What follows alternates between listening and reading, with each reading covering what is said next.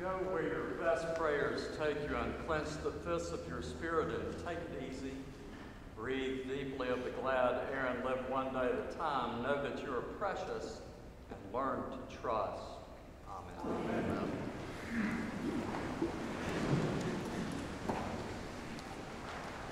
Good morning. I hope all of you are having a good summer and spending some good time with your family and friends. I know those of you with children, school is right around the corner. That's not unpleasant. That's a bit unpleasant probably, or pleasant, I don't know which, and the teachers are about ready to go back, so hope you get a little more time.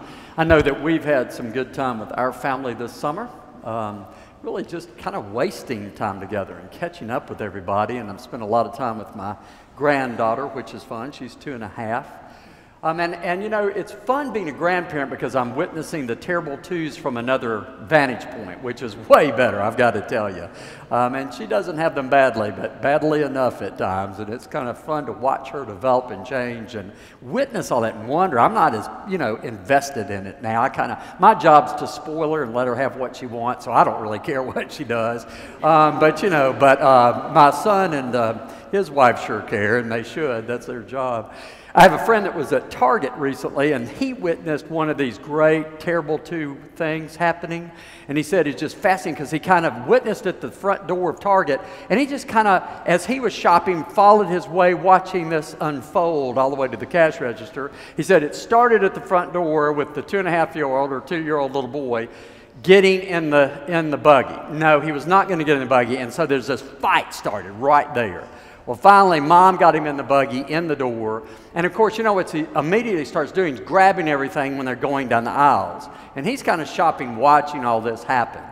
He said in a little bit, he noticed he went one way, they went, and when he caught back up with them, guess what? He was out of the buggy, and now he was taking everything she had in the buggy and putting it back in places that they don't belong. He said he just thought, oh gosh, I'm glad I'm not doing this. So it kind of, when he could hear his voice kind of over all the noise in the store, periodically screams and yelps. And he said they finally got to the cash registers, and they were checking out at the same time. This is really true. He said got up there and watching him, and you know they do this to us, right? Everything that every child wants is right there. The candy, the toys. Well, this little boy grabbed a toy, and his mother went, no, Billy, you can't have that. That was the first round. Billy, no, please put that back. That was the first one. Then the second was the reasoning. You've tried that? Now, Billy, you've got lots of toys at home. You won't play with that. Put that back. Then Billy's not going to have any of it. He's got a grip on this. Then it's a little more firm. Then it's, Billy, I've asked you once. Now put that back. You need to put it back. No, he's not going to do it. And then there was this dead silence, and you could tell Mom had just had it. And then she blurts out, Billy, what can I tell you? Life sucks and then you die. Put the toy back. That mother, if she hears this, I hope she's not watching. I'm a dead man. Oh, that's great. I love it. I have been there, probably done that, acted that way, I don't know. Managing tantrums, that's not what I'm talking about. But you know what? I tell you the story because the story captured my brain about what the mom said, to be quite honest. I'm not putting her down. I put myself in her place with the frustration. But I started realizing, it really is a something, isn't it, about how we see the world and what we say about how we see the world. And, you come here on Sunday mornings, and this has been in my head for about 2 weeks, kind of just knocking around, that we really do come here to try to see the world and see our lives in a different way. To wit, life does not suck, and then you die. I'm not kidding. And if you're here and that's where you are, really come on back a lot. It's not what we do. We are really not polar opposite to that. And not that I don't feel that, but me saying it doesn't mean God means that. You catch it? I'm sure this was a young Christian mom just like us. No better, no worse. I'm not putting it, I'm just saying though that, yeah, we get in those places, but that's not what we're about. Didn't you come here to have kind of a lifelong journey? Not a stop-start? It's what I want. To find meaning and purpose in what comes our way. And you know what? Sometimes what comes my way I don't really like, and neither do you. But see, we're realists here. We're not magical thinkers. We know that and we embrace that. We don't always get to take the toy home with us. No joke. And we're the people who say that to each other, and we still say that life is full of meaning and purpose. You see, they're not exclusive. That's a worldview, not a Christian view. Well, I don't have to tell you that church attendance is down, and I don't mean summertime, and I don't mean that Chris said there are a ton of people out Lakeshore. I don't mean that. I mean, church attendance in America is down a lot. Church growth is down a lot. I don't care what the mega churches say. They're not telling the truth. It's real. We all know it. We all talk about it. You've heard me talk exponentially about it. You're probably sick of it because we're trying to think through what does all this mean for us here? What does it mean for us as a society? There's a group called the Pew Report. I don't know if you're familiar with them. They do periodic studies, and I mean periodic. They continually study and sample kind of the same questions because they're trying to get a viewpoint of what we have for us in this time. And then they give us statistics from that. So here's the latest that are kind of consistent with the statistics I've been reading for years, probably last 10 years. 6 in 10 Americans still say they still believe in God. 1 in 5 pray daily, but they don't go to church. Like no joke. Don't go to church. They believe, but they don't join, and they say that. Especially among the young adults, 20s and 30s, and we kind of are outside the curve. We got lots of 20 and 30-year-olds, but lots of places do not, unless they're a young congregation, and then they don't have older people. That's also part of the trend. Large numbers of 40, 50, and 60-year-olds don't go to church anymore. Just don't go to church. It's not a joke. It's real. Now, a lot's been said about this, written about it, and you're not going to get a dose of it this morning. But I will add one more statistic that caught my attention. That most Americans today say they're not quite sure the difference between the church, and I mean broadly all churches, the church, and the Optimist Club and the Rotarians. That they don't separate us much from service clubs. And believe me, I was a Rotarian. I'm not putting service clubs down, but are we a service club? You know, I was a proud member of Rotary, but service clubs are one thing, and I think the church is another. Why do you come here? I hope you'll think about the question and the answer. What is this that is essential for your grounding and your meaning? If you bother to do it, why do you do it? I heard a man say, I don't go to church anymore. Father, don't take that wrong. I always say, I don't take much personally. I'm not kidding. I don't. Well, why not? And I'm not opposed to church now. I'm not opposed to church. I like church. I grew up in church. But it just doesn't seem like church anymore. And I said, well, do you mean the changes, Episcopal changes, all the things we've been through, or the way more churches operate differently, new music and dress down and casual clergy and videos and that? He said, no, and no altars. He said, no, that's okay. He said, I think that's all good. It's not that stuff. I said, well, what is it you're talking about? He said, what I mean is, he said, when I'm there, the message, there's something about the message. So I waited. The message. I often hear a lot about politics, or I hear a lot about sociology, or kind of what I need, or what we all need, or some problem we need to fix, or something I kind of need, almost like I'm being marketed. You know what I don't hear as much? I don't hear the preacher talk as much about God. Well, we are here to think about God. Sure, we use different doorways, but I hope you haven't missed that. I haven't missed it. I'm not sure what this man experiences, but I was thinking, wow. And then it got me to thinking, I wonder if that's not, in fact, why people don't go to church. Because they don't hear about God.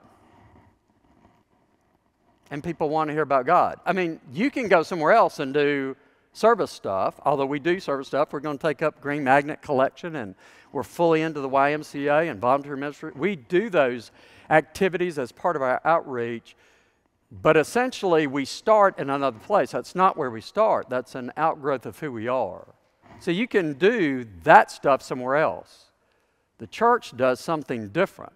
I don't get to be the judge of what that is, but I know that the things that we talk about here are hopefully the things we're trying to kind of take out that door and then see the world. Do you see? It's not the other way around. I'm not waiting for the world to tell me who I am or how I'm judged. Do you know I don't really care anymore? I'm not even joking. I don't care what the world says about me any longer. And often when I disagree with other Christians, I understand what they're trying to do. They're trying to practice faith, and it doesn't fit often in the secular society within which we live. This is real stuff. It's real. It's not bad. It's just real. It is what it is. But this is what it is, and it's real. You say, what we're trying to do is raise up something that you can take out and then look through it like this to see the world and make some judgments about it. And then shape your life. And I think when I listen to you, that's what this enterprise is for most of you. That's why you come here. And I happen to agree with you. We've been doing it a while, about 2,000 years. We keep trying to do it. And yes, some of the things change, but they're not that important. You see, I think the world really does approve of us and like us when we do charitable things and nice things. Period. But when we don't, or we do something else that they don't understand, they don't know what to do about us. I'm okay about that.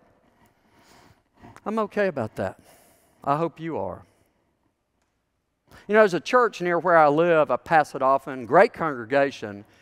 But there's an interesting thing that they do that always makes me think. They, on a regular basis, have the blood mobile there about every 6 weeks on a Sunday. Nothing wrong with that, actually. But it has made me wonder. And I think about this a lot for me. See, I think we're supposed to give blood, but just not like that. It's not what we're doing. You know, this morning in church, you're here with me to do what we always do, is to listen to God's Word and then somehow to try to sort that out. And y'all know I'm an anti-literalist, and I am all into thinking big about how much this can mean, and I never leave here without taking something away that's new, literally new from yesterday. And it hit me again as I listened, as you were listening this morning, to Paul's words from Ephesians. They struck me again as something new. This powerful image he gives us this morning wrapped in this incredible challenge, both. They're both. Did you catch the image? Because when we always think of this topic of love, which we talk about every Sunday, it's what we do. People say, hey, y'all talk about love, you know. It's not vacuous for Paul. In fact, he makes it structural. Did you catch what he said? It's got height and depth and breadth and length. It's a cube. It's a box. It has, in other words, Paul is trying to say gently, it's not vacuous. It has volume. And within that box he calls it the fullness of God. And if I ask you a question, you can answer it. What is God full of? What did Jesus say? Love. So it's a great big box full of love that Paul says that's what you're supposed to try to access, hold on to, give away, use, be part of. Maybe even, as someone said this week, maybe it's kind of like the box is like our skin. We become this love. I thought, yeah, that's probably right. That's pretty challenging. Pretty challenging. And why? Why this box of love? As John will use Paul's words to actually write later than Paul wrote. John will say in 3:16, for God so loved the world, that he gave us Jesus to save the world. So that God could save the world. And save from what death? We know the answer, you know that. But what are you saved to, not from? The mission of this fulfilling love. To love the people around you, whether you like them or not. To To love the people around you whether you agree with them or not. To love the people around you whether you can identify with them or not. There are no qualifiers. We're supposed to try to love. Agape love, Paul says. Loving without asking anything in return. Loving every object that God has made because they are worth the value of love. Every person worth God's love. No exceptions, by the way. At least I haven't found them. If you found them in the gospel, you show them to me.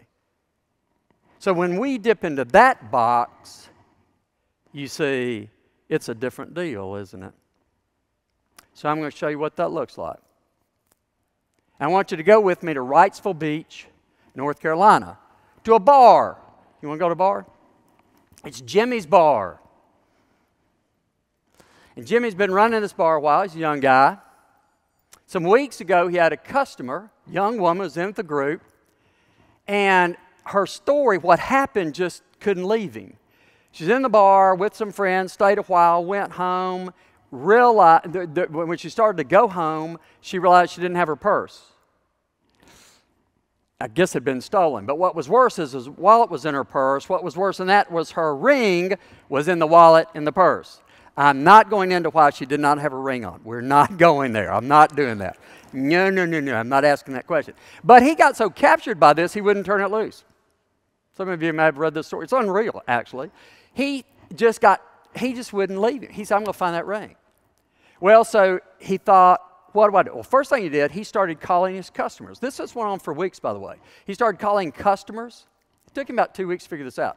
Called everybody he could think of that comes to the bar. He said, did you see her purse? What? No. Then he thought, I'll look through all my footage. He looked through 3 hours of security footage. Couldn't figure it out. Then he got the idea to look at his outside security, went through it, and there it was. She had gone outside to get some air with some friends, had her purse in her hand, set it on the bench outside his store, outside his bar, and guess what? A guy in a hoodie came up later, not meaning to, sat down, there it was, and walked off with the purse. So then he spent the next week finding the guy that took the purse, and doggone if he didn't find him. And he got the purse back, but the problem was there was no wallet. So then he found the person again and said, the wallet's gone. He said, I took the money. He said, I threw the wallet away. He said, where'd you throw the wallet? In the ocean. So then Jimmy Galeese hired 2 divers, and it took them 2 days and 30 feet of water to find the wallet. And they found the soggy wallet with the ring, and it got returned. That's part 1 of the story. You want part 2? Because part 2 is where we shift from the world to why we're here. So then he said, the guy in the hoodie, he wasn't a guy, he wasn't a man, he's a boy. He's a boy. And he said, I knew when I found him, he was not a criminal. He was just a kid on the street. His name is Rivers, Prather. His mom, terrible situation, threw him out. He lives under the bridge. He just needed the money because he needed some food. So he found this boy, recovered the ring, and then you know what he did? This boy lives with him now. He took him in with his 2 boys, with his own children, and they live together. And when Rivers was interviewed, he said, I didn't know people loved people this way. He's back in school. He has 2 jobs. And you know what? He really is a good kid. He just needed some real compassion, some real love. And you know what? He's getting it.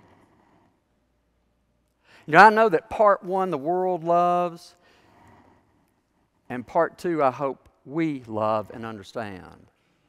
Do you see? That's what it begins to look like when we can open that box and kind of reach out in an unusual way.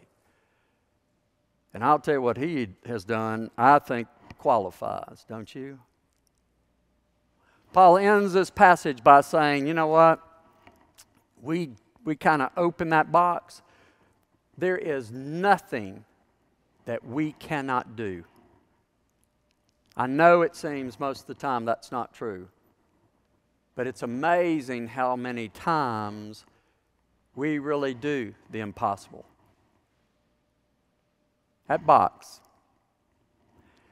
always just waiting for us to take a look at, maybe even open. Amen.